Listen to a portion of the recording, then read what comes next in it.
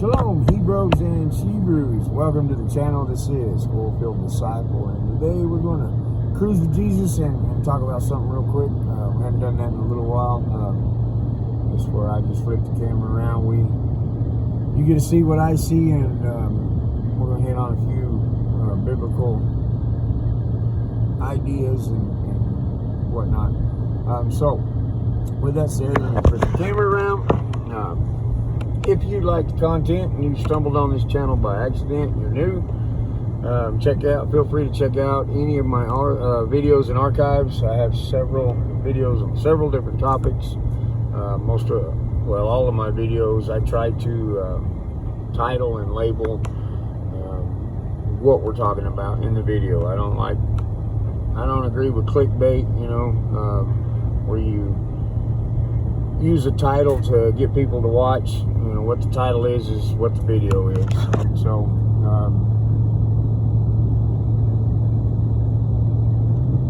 if you like the content, click the subscribe button and the little bell icon. You'll get notified when I make new videos.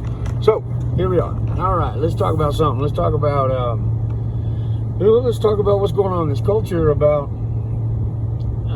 families. The huge attack that is being waged upon the biblical home, the model that God, Yahweh, has given us. And it's a huge attack upon us. We've got, a couple of different movements. One being the feminist movement, where, the bottom line is women don't need men to be successful, and the other one is the MGTOW, that's M-I-G-T-O-W, men going their own way. It's M-G-T-O-W, men going their own way. Men being tired of women and the feminist issue, and so men have gotten tired of women, and women are trying to make a go of it without men. It's not the biblical model. It's like Jesus said when asked about divorce. He said, well, yes, Moses gave a decree of divorce, but it was because of the hardness of their hearts. He said, but from the beginning it was not so. Meaning, from the beginning, God did not design husband and wife to cohabitate for a time and then separate and re-cohabitate with someone else. That wasn't what Yahweh had in mind. That was not the model. The very first command that Yahweh gave was go forth and multiply, be fruitful. Make more little yard monkeys and heathens and whatnot that need to be redeemed.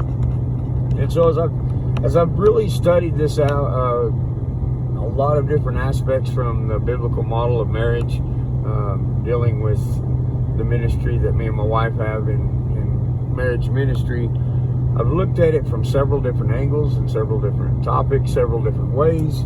And one today that I'm kind of looking at, it kind of has been laid on me that we're going to discuss, is marriage and divorce. What is the question? Let me repeat that. Marriage or divorce? What is the question? Well, first you have to understand what biblical marriage entails. Biblical marriage is not this Western cultural mindset. Man meets woman, asks woman out on date. Man has date with woman once, twice. Man sleeps with woman. 2 years later, man marries woman. And they go down and get a piece of paper that says they're married under the state of such and such. That's the modern cultural understanding of marriage, but that's not biblical marriage.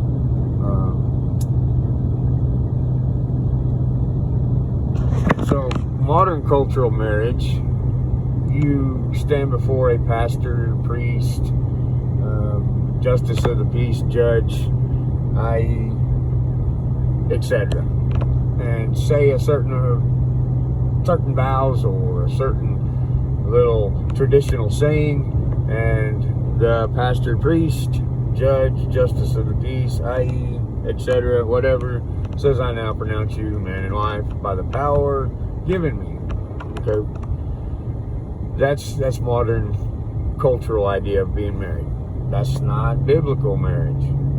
Nowhere in the Bible can you find that model. The model in the biblical model of marriage is a covenant, an agreement, a contract, etc., and a celebration. And so the celebration would be the party, the after party, the whatnot. The covenant, the contract, a little bit different. The covenant is what seals the deal under God, in God's eyes, that you are no longer two but one. And the contract is between the individuals, that I will do such and such. I will love you and hold you and protect you in sickness and health and blah, blah, blah. That's a contract. Or I'm going to give your pappy 18 goats and 2 Ferraris and a mule and for your hand in marriage. Contract. So there's the contract between the individuals, and then there's the covenant with God and the celebration. And that is biblical. I mean, you can go back and look at any joining together of man and woman, except for Adam and Eve. But even so, even Adam and Eve, if we want to get deep into it, which I don't right now, we had all those things, those elements, those 3 elements. So contract, covenant, and celebration. And it's debated, and it's even tough to really say which order those need to come in. I'm gonna, just from what I understand from the biblical understanding, is you got to have the contract first. Go and hit the man has to go and deal with the bride-to-be's father and work that deal out. And then there's a celebration after that deal's been worked out. There's a celebration in honor of, and then the man and the woman enter into the tent and become intimate with one another, and that is the covenant and the sealing of the deal. And that's where we get all screwed up today in this culture, is because we don't really have an order of those things, and really we leave two or more of those elements out of the equation to have a successful marriage. Most oftentimes, a man and a woman come before justice of the peace, pastor, priest, i.e., etc. The question is presented to them: why are y'all getting married? What is it that why do y'all want to get married? And most oftentimes the response will be, we're in love. Oh, we're so in love. We just love each other. And that is an honest statement, but yet false statement at the same moment. I'll explain in a minute. How come we're not honest with one another truly when asked that question? Why are you getting married? Well, because I think she's smoking hot, and I think the dude is just drop dead gorgeous. Whatever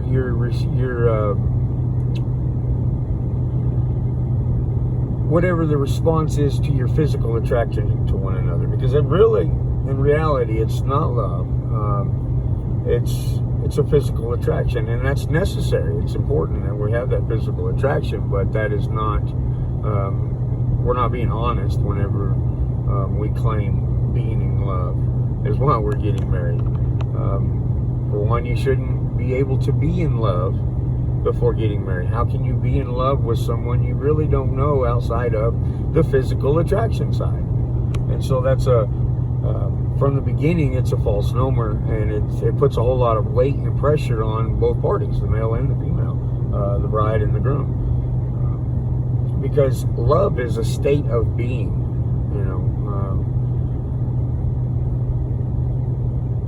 if I say I love you, that's a state of being. And it's and I say it's a state of being because it's contingent on certain factors. As long as X, Y, and Z line up, I love you. As long as A, B, C, D, E, and F line up, I'm in love with you. It's still a state of being, meaning that state of being can be removed. I can change my state of being at any time, given the factors. Take away B, C, D, E, or F, away from A, and I no longer am in love. I may love, but I'm no longer in love. And that's a little deeper meaning of what we understand in this culture of love. I love my children, but I'm not in love with them. I can only be in love with the partner that I'm sexually attracted to and intimate with. That's how we describe it today in this culture. The Eastern cultures sure had different ways of communicating that different state of being. Either way, it's still a state of being. No different than if I married someone for their money or someone married me for my money. They're marrying me for the state of being that I'm in at that present time, which is contingent on the success of my job or the success of the markets and whatnot, wealth, so I'm marrying him for his wealth. We wouldn't say that because that would seem narcissistic, that would seem very vulgar and egotistical in this culture to say you're marrying someone for their money, but yet you'll say you'll marry them for love. Both are states of being. Both is a state of being that is contingent on other factors. Does that make sense?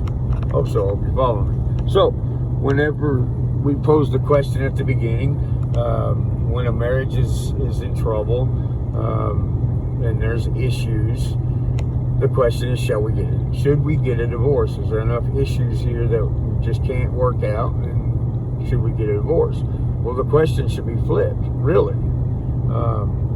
Not whether you should get a divorce, because you really truly already are divorced because you never were truly engaged in the covenant and marriage to begin with. So you've been divorced all along. The question should be, should you get married? You feel me? Should you engage in all three aspects of what it takes to live in the biblical model of marriage, the covenant with Yahweh?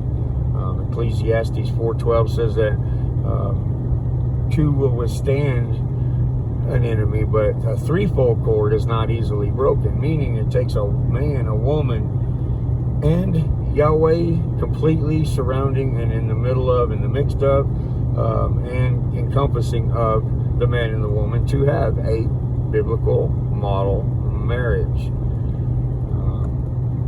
Must be God. God is what teaches us what love truly is. Is there unconditional love? Well, that's another one of those that we like to throw around. I love my children unconditionally. Really? Let them cut your throat and see if you still love them. Seriously, there's some things that your children could do to you, no matter how much you are in love with them, or no matter how much you love them right at this present moment, that have conditions that, hey, wait a minute, this was not what I signed up for. Let one of your children kill all the rest of your children and the rest of your family, and then cut your throat at night, and as you bleed your last drop, are you still going to love that child? See, conditions change for different people for different reasons. So, unconditional love, I say no, there's no such thing. Love has a condition. Now, with Yahweh, He loves you, or He hates you, or both. I'll explain that another time for another video. Yahweh's love is different than our understanding of love, period. We throw the word love around like it's, a Saturday morning cartoon series. Love is serious. When Jesus asked Peter 3 times, do you love me, Peter? Do you agape me? Peter got frustrated there in the last time because he realized what Yeshua's asking me. I really, if I'm honest, I don't want to give the answer that is honest, because my outward man wants to say, yeah, absolutely, I love you, Jesus. But truthfully, Peter understands, I do to a point. There's conditions, and Peter had to realize that, because it was just not too long prior to that he had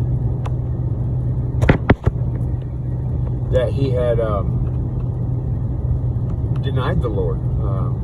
And so the question is not should we get a divorce because we have issues, but should we get married? All right? Plain and simple.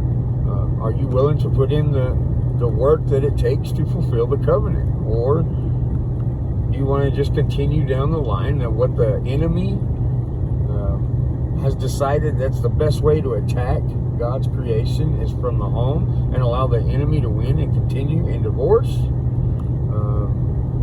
By doing so, you continue to teach your children that it's okay to give up, it's okay to not try, especially when it comes to matters of the heart.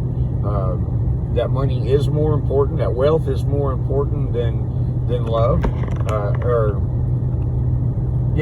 that money and wealth is more important than loving Yahweh and learning to love your significant other, your spouse, to be that model of marriage for your children to see. You feel me?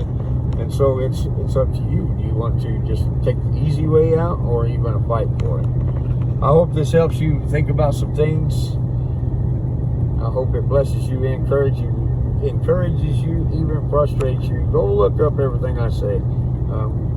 Ecclesiastes chapter 4, verse 9 through 12. Ephesians chapter 5, verse 20 through 31. Luke 6, 35 through 48, I believe. These are all biblical, scriptural biblical precepts, concepts, and standards that me and my wife walk through and stand on when it comes to our marriage. Y'all be blessed. And this is Oilfield Disciple. I will catch y'all on the next ride.